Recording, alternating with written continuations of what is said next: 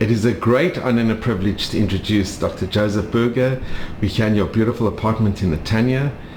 And Joseph, you have the most amazing story about your family and how your family survived the Shoah, how they survived the Holocaust.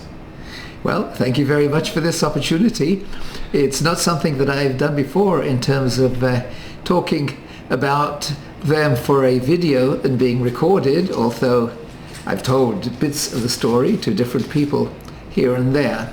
So my parents, my late father grew up his early years before Bar Mitzvah in a small village in Ukraine, and at the age of 13 after Bar Mitzvah, like many from young people at that time, he was sent off to wander around the yeshivas of Europe.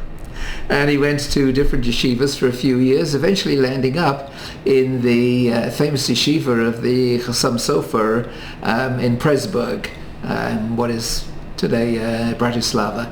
And he was there for a while, and then eventually went and started working. He was he was a trader. He traded various things for a few years.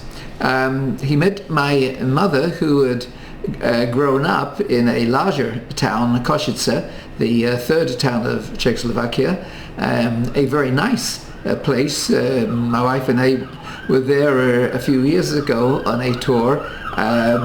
Such a shame, a beautiful place. And the places nearby that she had told me about in terms of where her parents and grandparents had come from, and the famous Lau family, Rabbi Lau and his family, all had come, or at least the former chief rabbi of Israel, Meir Lau, his father had been rabbi in a small town called Prešov, which is just a little bit north of Košice, and the whole area around there, which is in a sense covered nicely by the Carpathian Mountains. It's a really beautiful, very nice area, very peaceful area, until of course the Nazis came. My mother worked.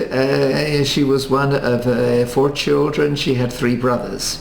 And she worked in her early 20s or so. She worked in her father and mother's delicatessen store, and my father was a trader going around selling goods in different towns, and he saw her there. He was a few years older. He saw her there and decided this is the woman that he wanted to marry. So they got married.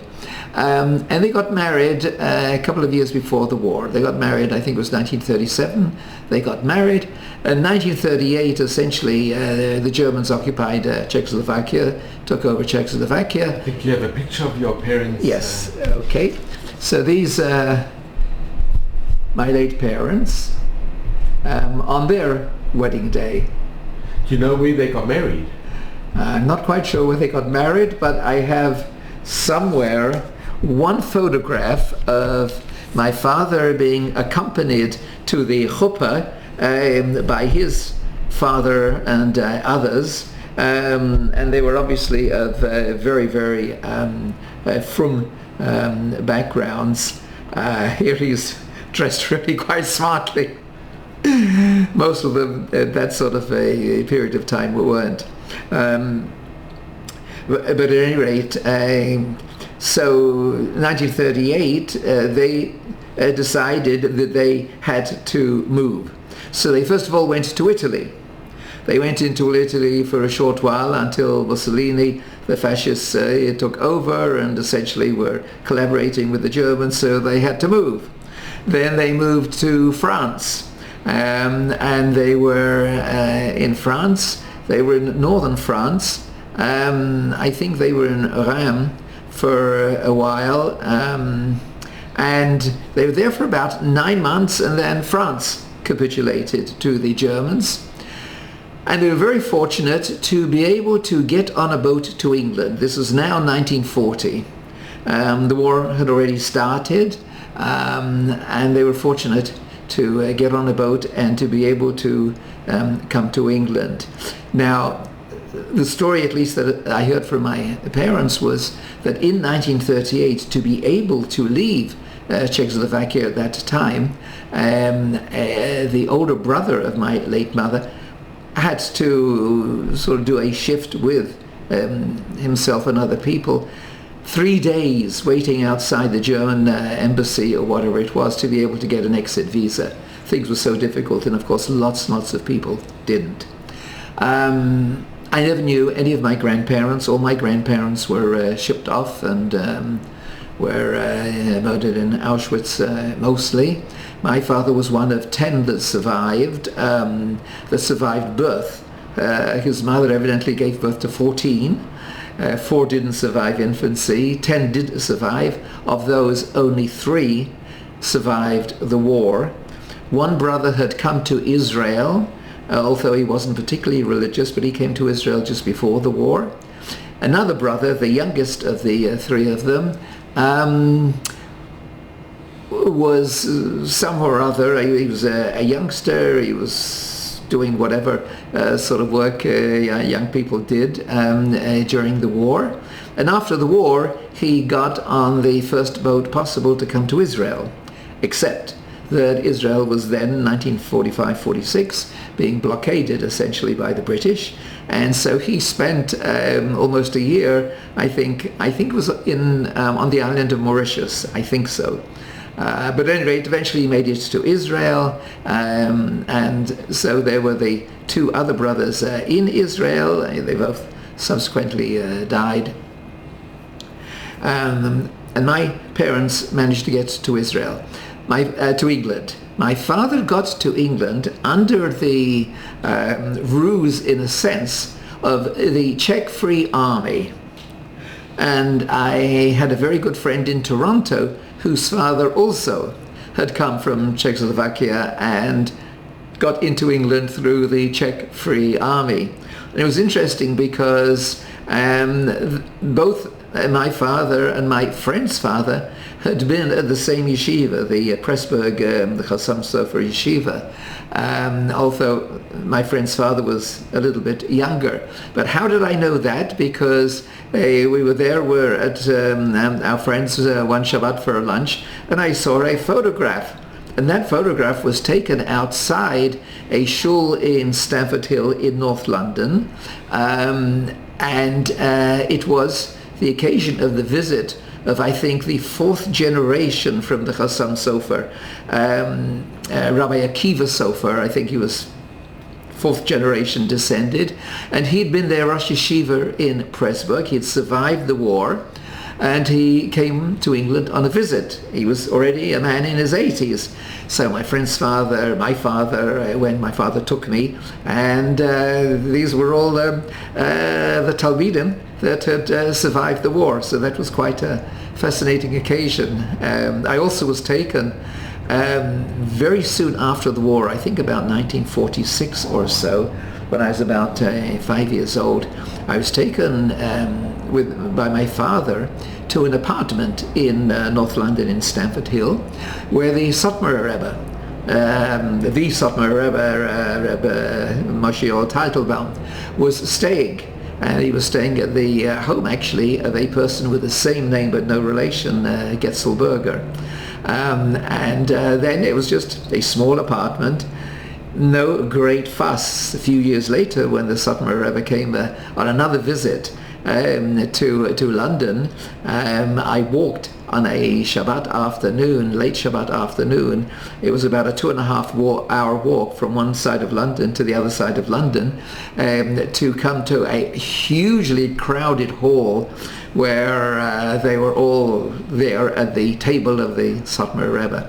Anyway, my parents managed to get to England on this boat under the guise of the Czech Free Army. There is a photograph somewhere, I'm not sure if I have it in this album, of my father sitting in some sort of a field making tzitzit. That was his function.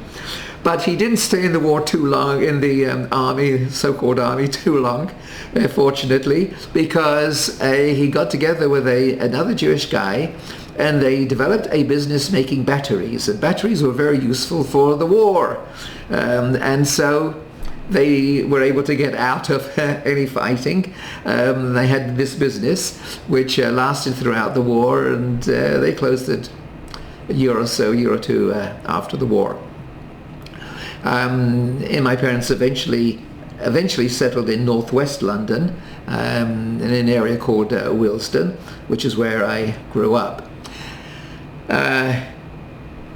So of my father, there were the two brothers that survived that had come to Israel, except the second brother, the older of the other two, after being in Israel for many years, left and went to California, to Los Angeles, where his wife had a lot of family, who told him, come to the States, the streets are paved with gold, etc. And of course they weren't. He had quite a struggle there. He didn't really find himself particularly happy there. He did it for the sake of his wife. There are two daughters, cousins of mine, who I've met a few times. Lovely women, but don't get to see that much of them. And my mother, of my mother's side, only one of her three brothers survived the war.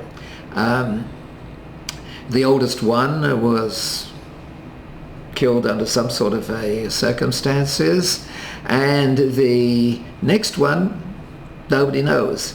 I have a cousin in Givatayim, just outside Tel Aviv, who in recent years had been trying to find what happened to this brother and uncle of ours. And he did all sorts of research through the place in Tel Aviv, Beit HaTfusot, that keeps records and so on, and online searches and so on. I don't have much contact with him for reasons that I don't know myself, but he decided to shut off contact some years ago after my mother died. He was very close to my mother as his closest relative other than his own mother. And I had some contact with him when he was asking me, what do I know? What can I find out about this uncle? And I said, I know virtually nothing. So at any rate, so he knows there were some rumors. He came to Israel, he got married, and then he went back to Europe, which would have been a stupid thing to do during the war, and nothing more was heard of him. The youngest brother, the youngest of the four children, did survive. He survived the war under difficult circumstances. He met his wife, who had come out of Auschwitz with her mother, and they lived for a while after the war in Košice. My parents took me to Czechoslovakia after the war. I was 5-6 years old or so, to see who was left. So there was this brother left, and went to various places, met some other people who'd survived and gone back, but I don't remember that much of it, except one particular, well, a few memories, but one particular memory. We had to cross over a large river, and crossing over this large river was by a very narrow, very rickety bridge. I could, if I wanted to, still have nightmares about it, wondering, are we going to get across to the other side? It seemed like one of these huge rivers, like the outside New York City, the Tappan Sea, the River Thames in London, and so on, not like the little Yarkon here, or something like that. So, but nevertheless, we did make it and got to the other side. So I grew up in London, and eventually went to school, went to high school, went to university. When were you born? I was born at the end of 1941. So, as I say frequently, I feel very appreciative of my parents for being able to bring a child into the world during the war. I had a few friends growing up in London, a few Jewish friends, some of whom also had essentially the same experience, that they were born around the same time as me, to parents who had come out of Europe somehow or other, and survived the war, and still managed to bring a child or children into the world. So that was something that I had appreciated. Let me see, what else can I tell you? So my father had not had much of an education, because he went after a mitzvah to yeshiva and just learnt in yeshiva. But he was a very bright, very smart man. He essentially taught himself to both read and write a pretty good English and speak a good English. My mother, who had had more of an education, she went to high school, which they called gymnasia, which was rare. It's interesting, by the way, here in Israel, at first, when they first developed high schools, they called them gymnasia. A number of years ago, I was the principal of the largest Jewish high school in Canada, the CHAT, Community Hebrew Academy of Toronto, and I came on a visit to Israel when I was president there, and visited some schools. And one of the schools that I visited is called the Gymnasia Herzliya, except it's on Rehov Jabotinsky in Tel Aviv. 108 Rehov Jabotinsky. That was a very interesting experience indeed. But so my mother went to gymnasia, which was relatively rare for young Jewish women, and she particularly enjoyed mathematics. Interestingly enough, she never really learned to speak or write a very good English. She could certainly communicate well, but it used to be a little bit of a source of amusement for our children, meeting and talking with grandma, and the particular ways in which she pronounced things and said things and so on. But she did her best. My father developed a business. He'd always been a trader, and so he developed a business in terms of textiles. In my younger days, there was a lot of manufacturing of especially wool and wool-type cloth in the north of England, especially around Manchester and Bradford and places like that. And so he would go up there 2-3 days a week, come back for Shabbat, buying or arranging to have shipped to London big barrels, huge big barrels of cloth that were then sold in London to dressmakers and coat makers for making up these things for women. Now that eventually he got out of it in terms of the going to the north and the wool, because that got taken over and there was almost no a wool and cloth trade anymore in the north of England. And then he dealt in polyester. That became extremely popular. That came mostly from Italy, and they brought in from Italy, and then eventually essentially the Asians took over all these markets and flooded the market with various things. But my father stayed in business till he was in his mid-80s, 85 or so. He had a place in the East End that was just around the corner from Brick Lane. Brick Lane was where there were riots by non-Jews against Jews, especially in the 1930s and 1940s. There was also the place, though, that was the center of the community there for a number of years, the earlier community, especially the people that came especially from Russia and Poland before the war. And then it all shifted to North London. And it was also opposite the great fruit market, the Spitalfields fruit market, where people would come at 4 o'clock in the morning with the fruits and so on from the fields, etc., and then sell them to the grocers, who then sold them in the stores or on trucks or whatever. So it was very interesting. It was an interesting location as well.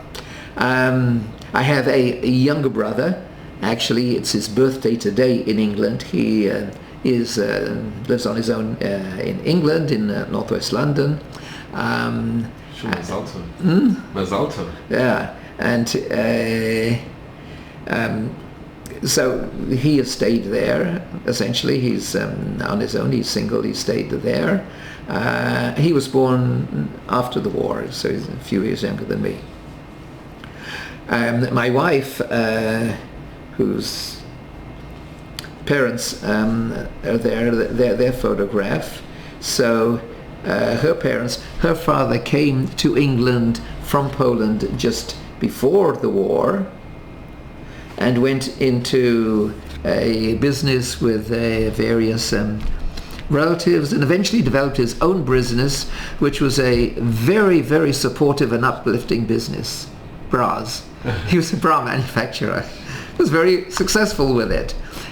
His wife was Kindertransport.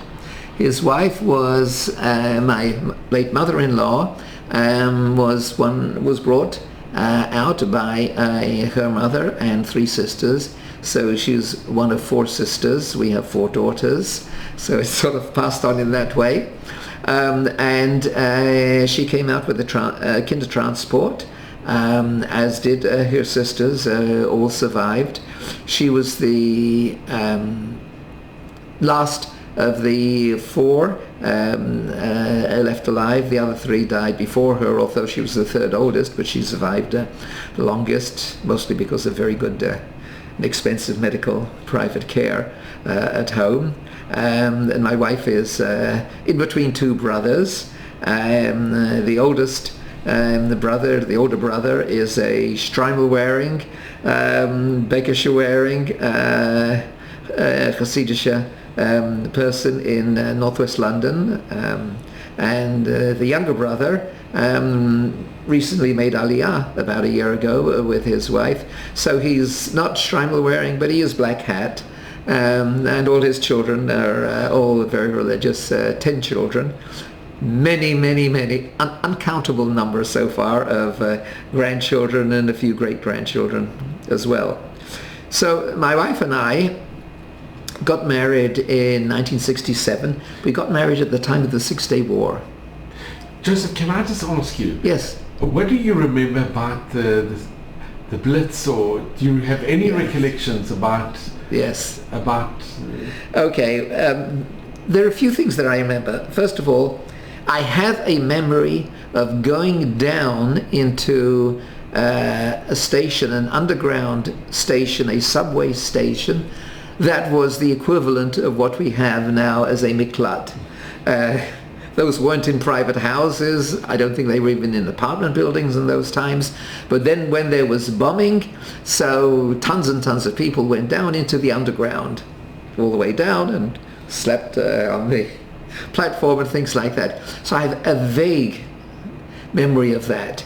Then I also have a vague memory of some bombing going on, I think 43, 44, something like that, when the V bombers were still around. But I, along with a number of other little kids, was what we call evacuated.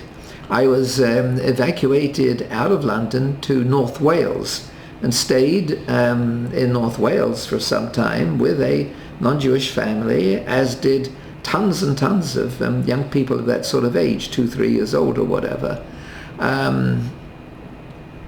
It must have been a very nice family. The woman of the family eventually came to England and worked in England, and worked as a sort of helper for us for some years. But otherwise, I don't have any conscious memory of the time in Wales. I just know. Did your parents come and visit you? Not as far as I know. They didn't have a car. I don't know what there was in terms of rail transport. And I think a little bit like now, there was also still bombing was going on in terms of London. There was still some sort of consideration in terms of taking care of not traveling too far in terms of the risks of being bombed. I remember when I started going to school, 6, 7 years old or so, and I went to a particular school and had to walk, and where I walked from my house to get to this school, it was a school actually It was set up by a person, by a very frum rabbi who had come out of the war, and he set up this school. At first it was in a house, but to get there had to cross an area where there were 2-3 big apartment buildings that had been completely shattered. And so I remember with a friend, with a couple of other friends, and we used to play in these torn down, demolished. It's like in North Gaza today, when you see the pictures of these demolished and the ruins and everything. That was the London that I grew up in, that there were still all these signs. I mean, it's long been rebuilt and everything, but after the war there were still all these signs of bombed out places and ruins, and I remember then, and indeed later on, still going and playing around with friends in places like that, exploring, what could we find and what was it like and things like that. What was the school that you went to? Well, I went to this Jewish day school that had been set up. It was called the Northwest London Jewish Day School. It's still around, and there are generations now of people who went there as kids. Many of them in Israel now.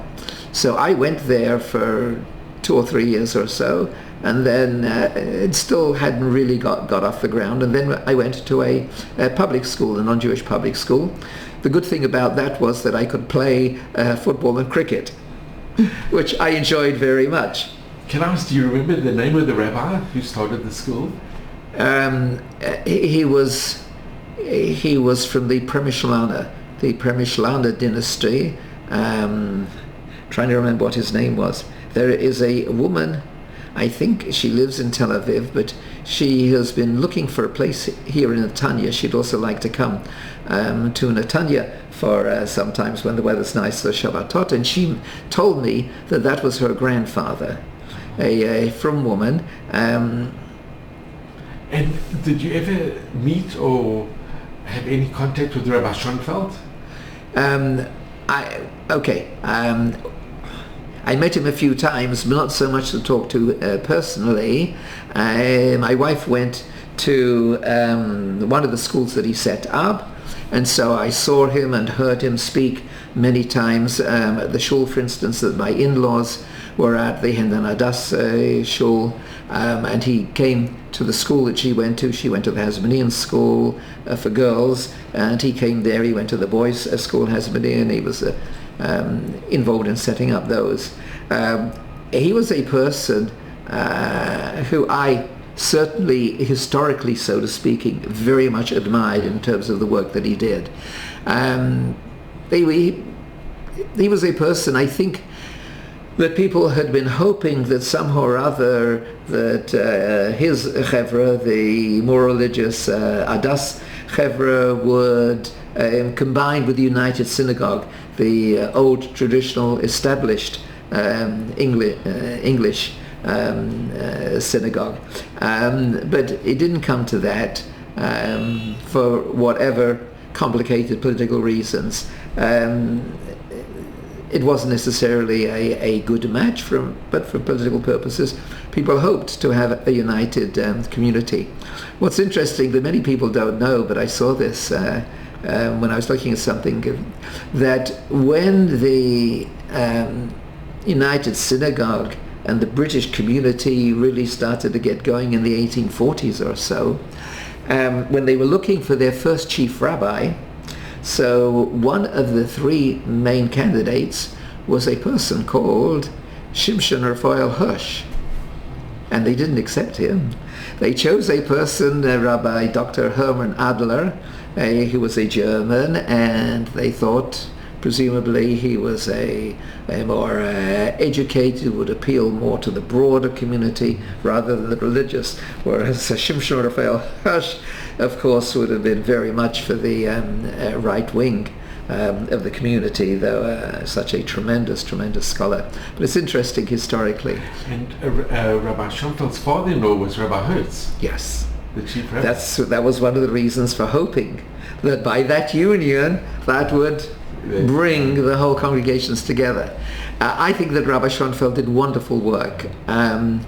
I think that I had mentioned to you, there was an evening, a grandson of his came and spoke in Toronto a few years ago, and asked, so who of you here in the room were essentially saved, brought out by Rabbi Schoenfeld? 3/4 of the room stood up.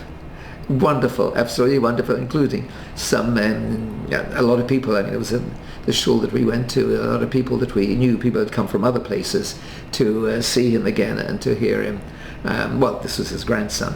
But I remember hearing him and speak at my in-laws' shul in London, the Hinder Nadas, and I think that the work that he did was absolutely amazing. One of those people who, for whatever reasons, wasn't given quite the credit that he deserved. So here's a controversial one. Unsung hero in a way. Oh, very much so. So here's a controversial one to throw at you. There's a lot of fuss nowadays, for various reasons here in Israel, about the late Rabbi Meir Kahane. Meir Kahane in New York accomplished some amazing things, like Rabbi Schoenfeld, slightly differently, but similar sorts of approaches and backgrounds. Like Rabbi Schoenfeld was very much an innovator, creator, and something of a rebel in his own way, setting up the institutions that he did set up, rather than being part of the wider, less religious, more sort of general community, but setting up his own much more traditional community. So in New York, before he came to Israel, Meir Kahane accomplished a few very major things. Number one, he developed the defense organization in London, right now in London, England. They're having huge problems, of course, to the extent that the Member of Parliament for a constituency that is a very Jewish constituency has said already, I'm not going to run again. His house has been burnt. Right, so you know about that. Mike Freer, spoken of very highly by the community. And essentially, I say, if you read between the lines, reading between the lines is the police could not guarantee my safety and my security. Now, there are people like the leading politicians, probably the chief rabbi, that can have full-time security provided by the police or privately. But for one of 600 members of parliament or whatever, no, they're not necessarily going to do it. So he's understand been wearing army-type protective vests and things like that, but he said, I'm not going to stand again because of the horrible death threats and things like that I've been receiving. So Meir Kahane developed a defense organization in New York because from Jews were being attacked, particularly Friday night, were being attacked. He also was probably the first major figure to demonstrate outside the Soviet embassy, let the Jews go, let the Jews go. And the third major thing that he did in New York was that he badgered the Jewish federations to give more money to education. He said, essentially, you're throwing money away on trivia, which is not going to keep the people, and it's meaningless, and you're missing out in terms of what's really necessary in terms of keeping the next generation, and that's Jewish education. When he came to Israel, he was a different person, and there were problems, and he didn't fit. Can I just ask, Joseph, before Yes. you met your wife, Yes. do you remember when the state was declared in 1947? I remember the UN vividly. I was in a classroom. I was still in the Jewish day school then. I was sitting in the classroom. The wife of the headmaster, principal, came into the room and said, today, I'm getting very emotional about this as well, today a Jewish state has been declared. I could picture her right now, standing there, coming into the room and saying this. I have some of these very visual memories of certain things. Thank God that I have them. But I remember her coming into the room, May the 5th, 1948, a Jewish state.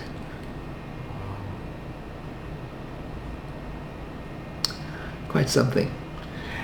And growing up, did you encounter a lot of anti-Semitism? That's a very interesting question. For the most part, no, for the most part. But all the people, especially of my generation, knew it was an inch below the surface. So occasionally, here and there, but I went to a non-Jewish school, played sports, went to a non-Jewish high school. By then, I couldn't play some of the sports because most were on Shabbat. I missed out on the opportunity to become a great international star football player because the trials already when I was 9.5, 10 years old, and the teacher who was the coach of the soccer team told me that he would like me and one other guy to go to the trials for the sort of the Netanya team, this sort of equivalent. And I said, I can't. Why not? It's on Saturday. I'm Jewish and I can't go. And he said, other kids would give their right arm for this opportunity. And you're saying no? And I see how much they're earning now. And I think, but they weren't earning that sort of money then. But the money that they earn these days, it's grotesque. I mean, it's obscene. So, yes, I remember the day the State of Israel was declared. Not aware, consciously, not aware of the wars that happened so soon after. What I also, though, remember on a less pleasant note is that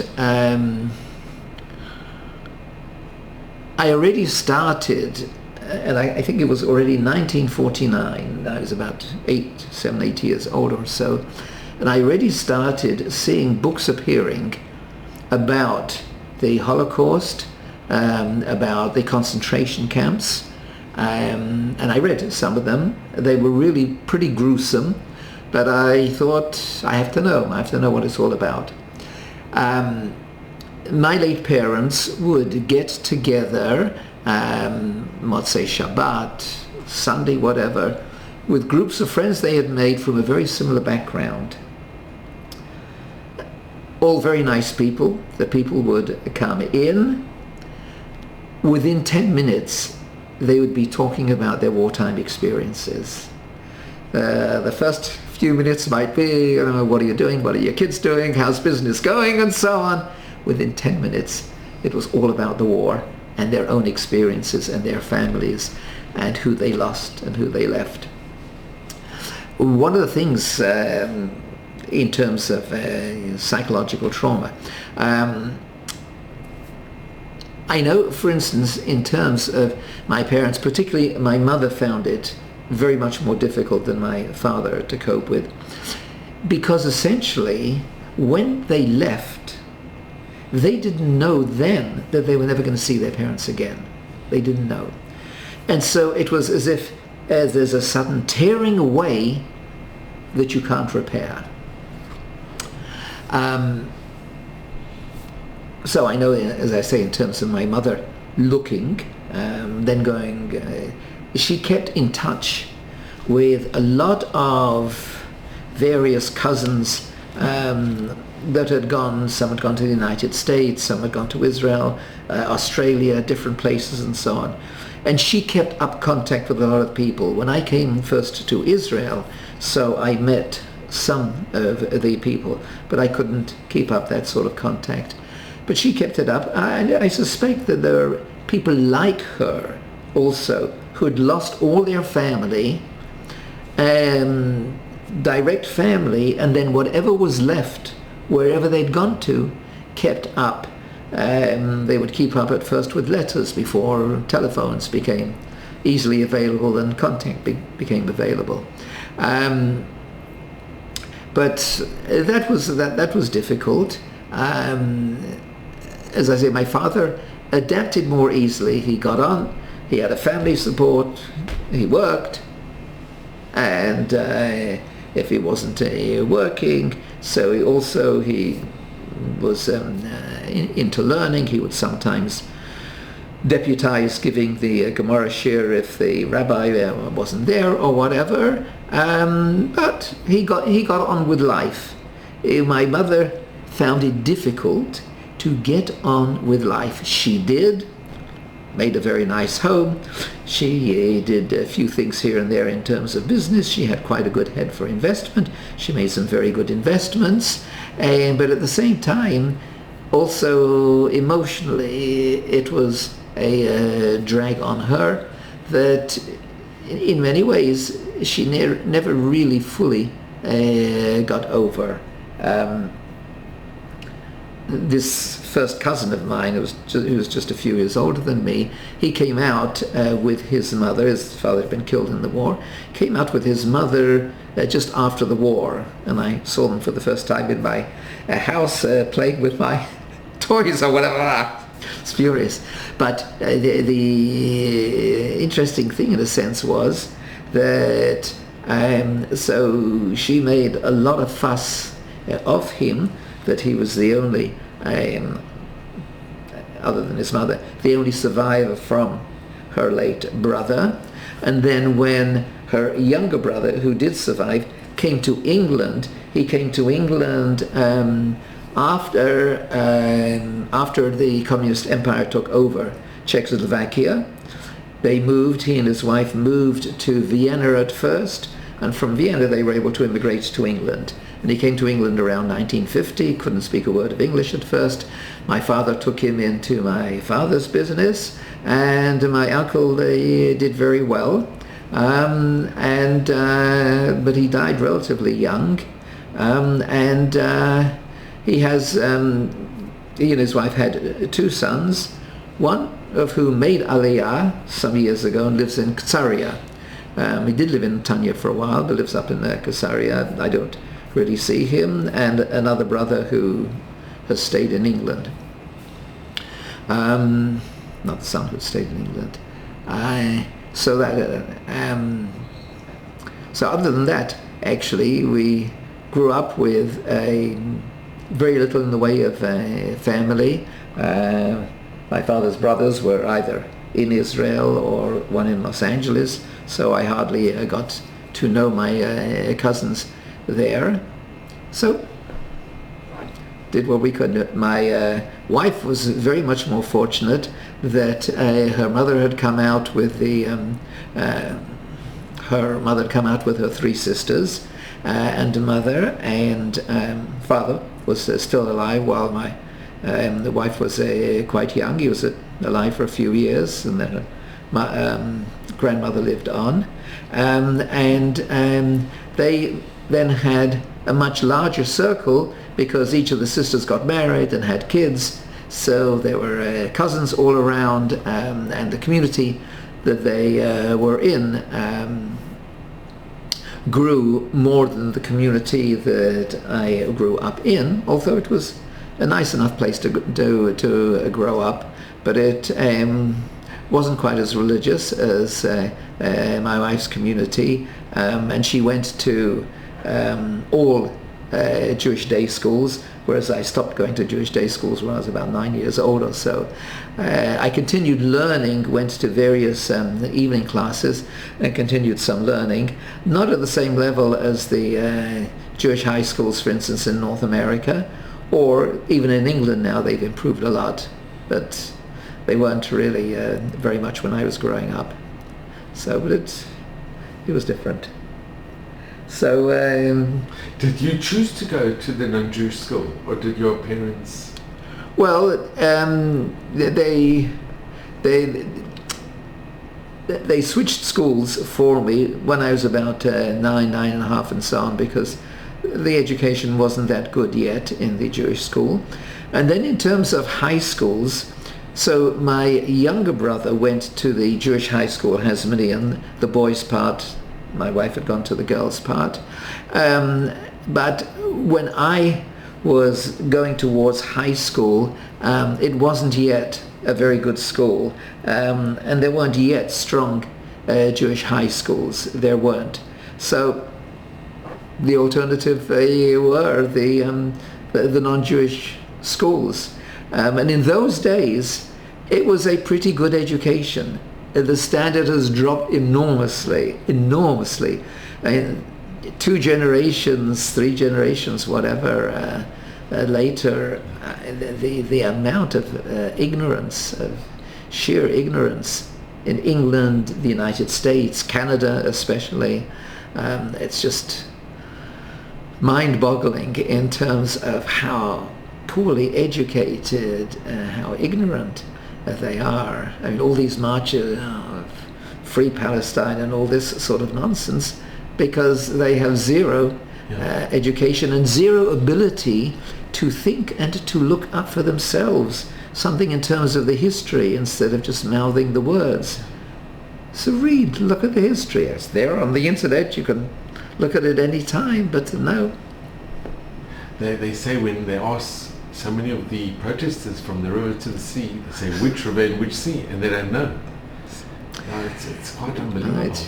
Before Obama was elected, so the young Jewish guy went around with the microphone and video camera to a couple of universities interviewing young students. Universities, supposedly the brighter of the students, they're not necessarily in the States. And it asked some simple questions about American civics and American history, like which are the major political parties, who was the first president, simple stuff like that. And they didn't know. And then you'd ask at the end of this sort of 3 or 4 minutes, who are you going to vote for? Obama. That's what they got landed up in. Joseph, what made you decide to go first into education and then... Well, into psychiatry. Psychiatry, yeah. Okay, very interesting. Somebody wrote an article many years ago saying a lot of psychiatrists are the sons of depressed parents. There's a lot of truth in that. Clowns are funny on the outside because inside they're really very sad people. It's also with comedians. They find comedians, yes. There's a very high suicide rate with comedians. Yes. So my mother, as I sort of touched on, she found it difficult getting over losing her parents, losing her family, the whole experience, the whole atmosphere, adjusting to a different country. So, and she had various physical complaints that probably, in retrospect, a lot of it was psychosomatic, a lot of it. And I was the older son, so to a certain extent she leaned on me to a certain extent, wanted a fair amount emotionally from me. She spoke in a rather rambling way. She could not keep on topic. And one of the things that I have always tried to do is to keep on topic.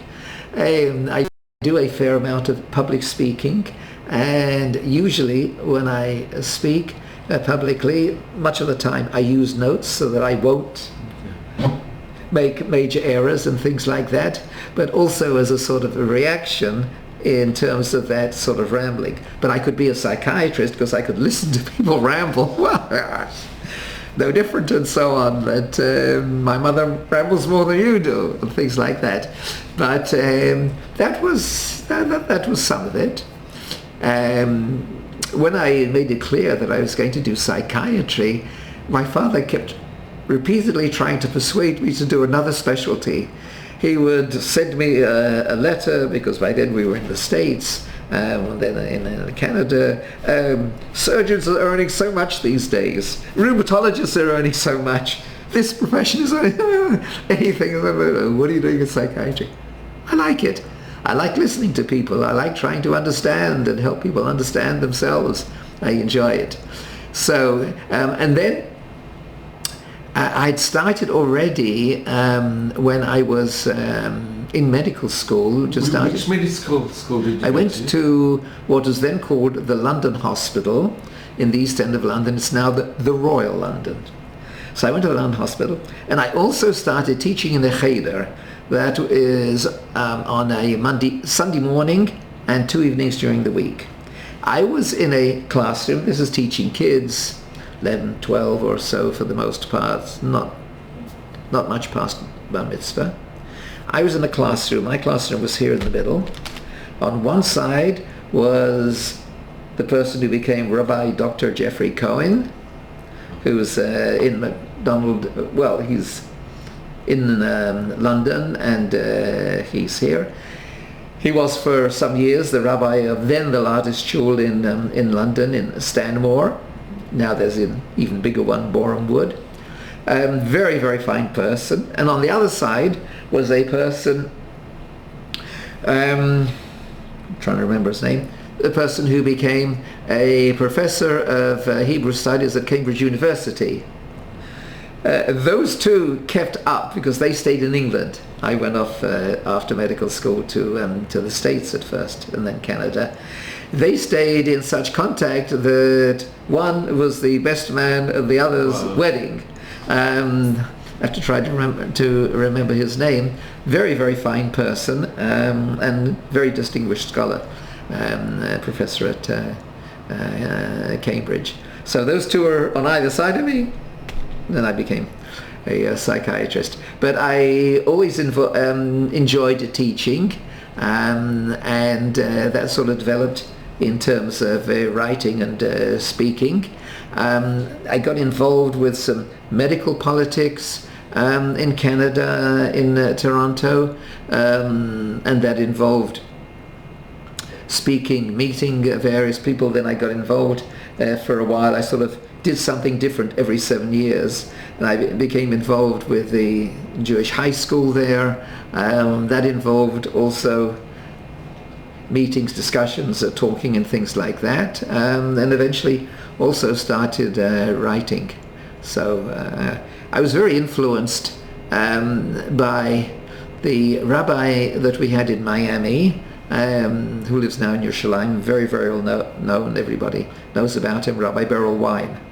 So he was our rabbi for the 3 years that we were in Miami Beach. I used to go to his shurim with another guy. I went to his house Friday evenings to learn. And those were his younger days, and he was such a superb speaker. He still is. He still is. So I heard him a few months ago or so. Our granddaughter, who grew up in Florida, daughter of our third daughter, Shoshana, who lives in Boca Raton, and she came to Israel. She went for a year post-high school to what was supposed to be the Bar Ilan program for Chutz La'aretz, except it was the year of COVID, and they were pretty much locked indoors most of the time, except that she met there a guy who was also from Florida, but from a Sephardi background. And then both of them went into the army as lone soldiers, and got married, and they got married at the end of June this year. So we went. The wedding was in Yerushalayim, and we went. And after lunch on Shabbat lunch, coming out, so we went to a mincha at one of the shuls around there, and I see a guy who was on the same trip that my wife and I went to Morocco a few years ago. Hello, very nice. I said, oh. And then he mentioned to me, so I said, where do you usually go? He said, well, I go to the shul where Rabbi Wein is at, and he's giving a shir this afternoon, Pirkei Avot. So I went from the hotel that we were staying at in the center of Yerushalayim. It was Beit HaNasi. Beit HaNasi, and he's 91, 92 years old. Now he has a very diminished eyesight now. So I went up and I said hello and mentioned who I was. I don't know if certainly I don't think could see me. I don't know if he remembered who I was. But it was wonderful seeing and hearing him again. But in terms of speaking, so he had an influence on me in terms of being able to create and put things together and have a beginning, middle, and end, and be able to summarize and put things together. And Joseph, when did you make Aliyah? When did you decide to come to Israel? Okay, well, when we got married, we said 5 years, and then we're going to Israel. And then somewhere or other, we started having children, another 5 years, then another 5 years. So it was only, well, we made Aliyah almost exactly 5 years ago. We came on January the 7th, I think it was, January the 7th, 2019, when we were dropped off at the gates on that side. We had to fight the wind to get in the door. We had a number of suitcases. They started flying away. It was such strong wind. That was our greeting the first night coming to Israel. It was 5 years ago that we made Aliyah, and about half of that or so was COVID. So it essentially interfered with Ulpan. So only didn't get enough out of Ulpan, and still I understand more and more, but it's difficult speaking because around here there's no opportunity really to speak. It's all English speaking. I went this past summer. I went to the program at Reichman University. These sort of 4.5, 5 week intensive course, which was good, but although I would say it also helped in terms of understanding more, but not in terms of speaking. There are a number of ex-Russians there, except that they would say that a lot of them, they were from Siberia, rather than Russia. But they had been in a previous Ulpan with a teacher, and so she geared herself more towards them because they hadn't quite finished in terms of their schedule. And so she spent a lot more time with them and gave them more opportunities to speak. So I didn't have enough opportunity to speak. I still find it difficult to speak. When I try to talk on the phone to utilities and things like that, they can't understand. But you're happy you came to Israel? Yes, we're very happy that we came to Israel. I had wanted to not do office work, but to teach. Nobody's been interested. And then even in terms of volunteering now, I went and I spoke with the head of a hospital and said that supposedly there is such a huge need for mental health help and so on. Here I am. And I got a great CV and so on. Nothing. Either... Well, please God. Joseph, you have a most amazing picture in front of you. Okay. If you could show us... Right. Well, this I know that I see on this my grandfather. Otherwise, the rest of them, okay, that's an uncle. Can you show us? Right. Okay. Right. So that is obviously that's a wedding. That's a family wedding.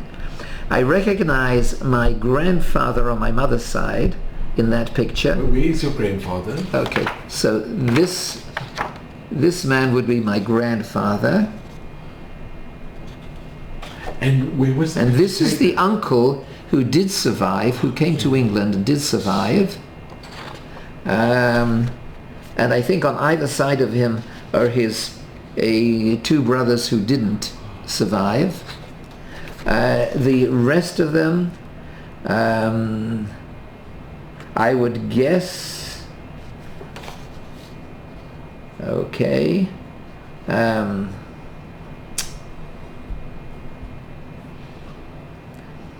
not quite sure who the rest of them are. Do you know where the picture was taken? In which city? Oh, almost certainly in Košice, almost certainly. That's amazing. You see, I think the rabbis in the picture. Very, very, very religious. Can we see the picture again? This is...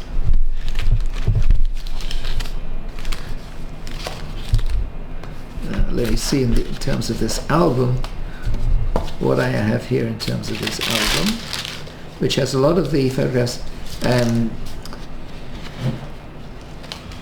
After my parents died, so my brother kept just a couple of the albums. So this one he gave to me, but otherwise he got rid of a lot of stuff that I would have loved to have kept.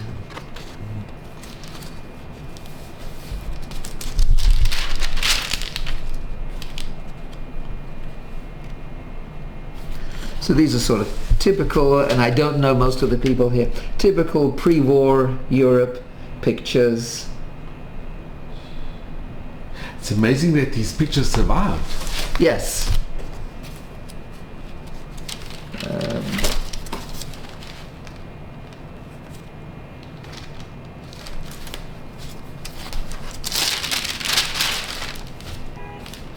This I think is my grandfather on my mother's side when he was obviously a middle-aged adult. And down there, down there in the corner there is a store, and it's J. Goldberger. And that was my grandparents' store. He was Yakov Goldberger. And where was the store? That would be in Košice. In Košice.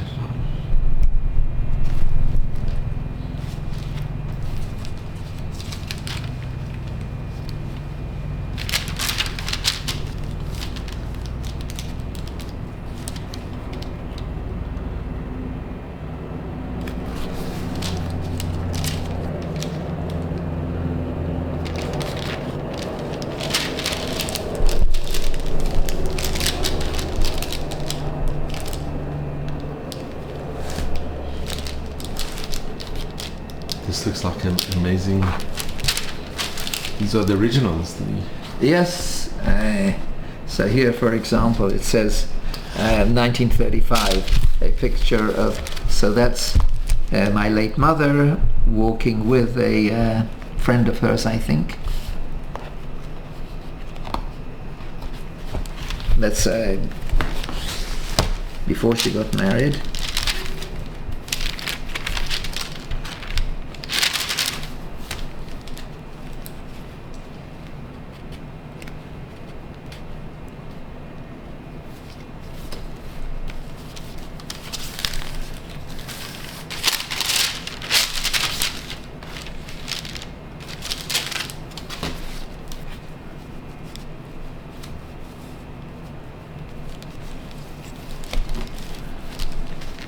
Okay, this, I think, these two here are the pictures of my late father being accompanied to his wedding to the chuppah by the men. My father is probably the tallest among the group. Probably his father was shorter. Now, where does my wife put it? I had a picture of his late parents. I got that from my cousin who now lives in Arizona, in Scottsdale, Arizona. She and her husband, who both grew up in Israel, and they both landed up in Arizona. Yeah, so my father is the tallest one in these pictures, and the one on his left usually, I believe, is his late father. And they're walking in the street to the chuppah. And that's another picture of them at their wedding with this uncle, the one who survived and came to England, but I don't recognize the other people.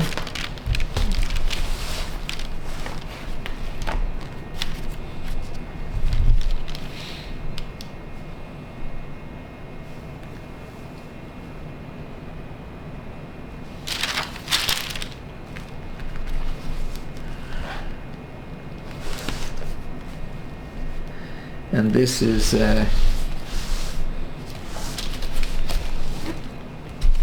my parents on their honeymoon.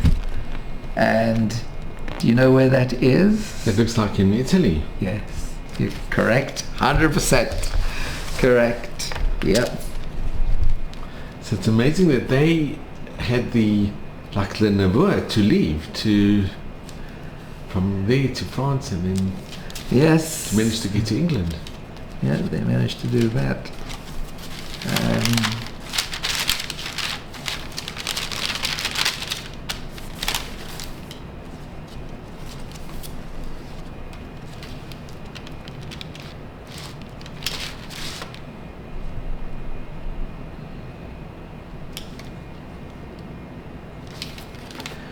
This is the late Rabbi Morowitz, who founded I knew Young the late Israel. I knew the late Rabbi Morowitz. And that's there. They are putting up something. My parents are putting up something. They donated something or other, so they're putting up a plaque or something like that. He was the first rabbi of the Young Israel. Yes, yes, he founded the shul.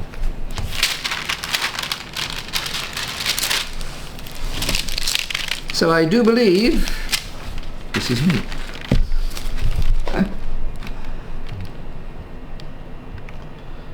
In my younger years. It's amazing. Wow, this has been so special.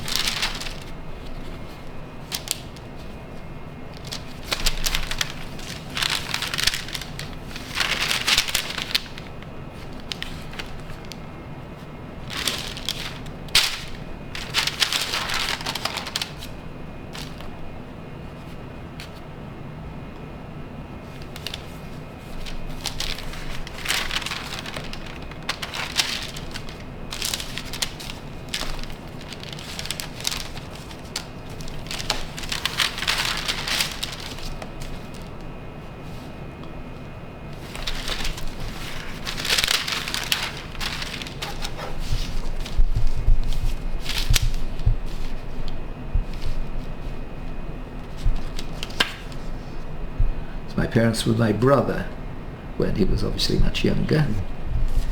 And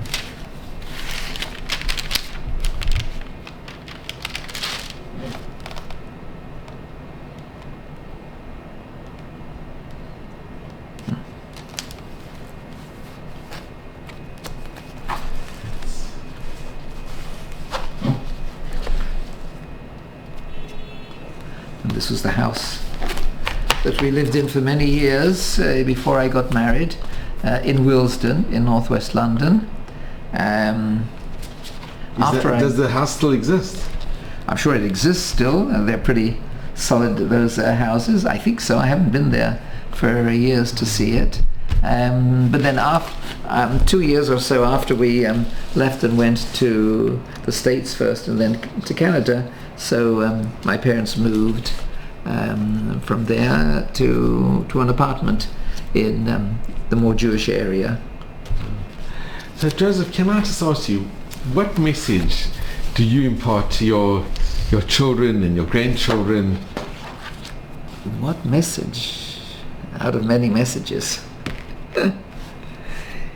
For a few years I was sending out to them a Dvar Torah, especially writing about the Haftarah, which most people don't really take that much notice of. Everybody sends out all sorts of Divrei Torah about the Parsha, and this commentator and that commentator. If I can interrupt for a second, Beryl Wine did a whole section on the Haftarah. And Yes. I used to listen to he was quite unique in that. Oh yes, a lot of things that he did were very creative and unique. Yeah. Well, in terms of, I try, without overdoing it in any way, but I try, when possible, when an opportunity arises, to give, especially our grandchildren, some sort of awareness in terms of history and background. And since my parents, my wife's parents, are no longer around, in terms of who they were, where they came from, the whole sort of background in terms of Europe, and that Europe had a history, a long Jewish history. Our oldest granddaughter, who at the moment lives in Givat Shmuel, and she, when she was in high school, did a project that actually won her the top prize or whatever. She had to go to Beit Hatfutzot to get it, along with kids from all over the country that got prizes in various areas, because she did a whole video on the town where my mother had grown up in, Košice. She found, she hadn't been there, she found various videos online, and she was very creative. The young people are putting things together from what you can find in terms of videos and online sort of stuff. So she did something like that. She did that as a project. Our oldest daughter, who's been here for more than 30 years, who lives in Ra'anana, she came with a high school group. She came to, it was then only the Second March of the Living, and they went to Poland. They didn't come yet to Israel, but she went to Poland, and when she came back, she said straight away, I'm going to go and live in Israel, which indeed she did. But then she was already, I think, getting into the relationship with her boyfriend, who was a Madrich in Bnei Akiva, and he also wanted to come to Israel, so they eventually came to Israel. We would hope that our other daughters will make Aliyah. They've each been for at least a year, liked it very much, but they have husbands who are not ready yet to give up what they have at Chutz La'aretz. It would be nice if, while we're still around, they would come and settle in Israel. It would be nice. Some of their children are here in one way or another. We have a grandson who's in the American Medical School in Haifa. There's this granddaughter who got married a few months ago and is living now in Herzliya. She's going to Reichman University with her husband. Obviously the grandchildren who are here, but in terms of the ones Chutz La'aretz, so maybe if some of their children settle, then they will follow as well. Oh, please God. Well, I just want to thank you. I want to thank you. Fascinating. So thank really you very grateful. much.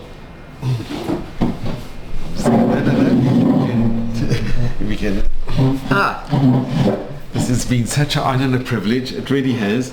Thank you. I am so grateful, and please God, your children all come here, and you should just have nachas and mazel and bracha and meivesrim, and hearing you in shul at Sudash Shit, I'm so glad that we made the meeting, and I think the story with your parents, it's incredible.